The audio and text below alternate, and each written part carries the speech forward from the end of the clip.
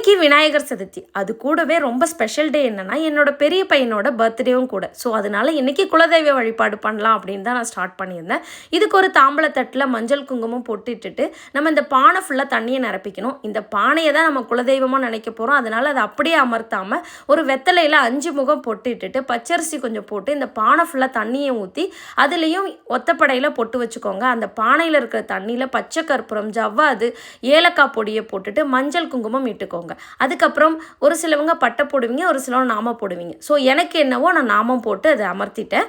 அது மேலே ஒரு மண் அகல் விளக்கில் நல்ல பெரிய அகல் விளக்காக இருக்கணும். சுத்தமான பச்சரிசியை போட்டு மஞ்சள் குங்குமம் போட்டுட்டு நல்ல 7 முகம் பொட்டுட்டுக்கோங்க. அது மேலே இன்னொரு விளக்கில் 7 முகம் பொட்டுட்டுக்கோங்க.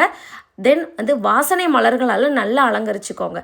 இலை கிடச்சிதுன்னா அதை தாமரைப்பூ மாதிரி ஒத்தப்படையில் அடுக்கிக்கோங்க. அது மேலே இந்த 2 அகல் விளக்கையும் வச்சு எண்ணெய் போட்டு திரி ஊற்றி நீங்கள் விளக்கேற்றி உங்களோட ஸ்லோகம் இல்லவோ அதை நீங்கள் சொல்லிட்டு குலதெய்வத்தை வீட்டுக்கு அழைச்சிங்கன்னா கண்டிப்பாக வருவாங்க. ஒரு பாசிட்டிவ் வைப் கிடைக்கும். நீங்களே உணர்வீங்க. நெக்ஸ்ட் வீடியோவில் பார்க்கலாம்.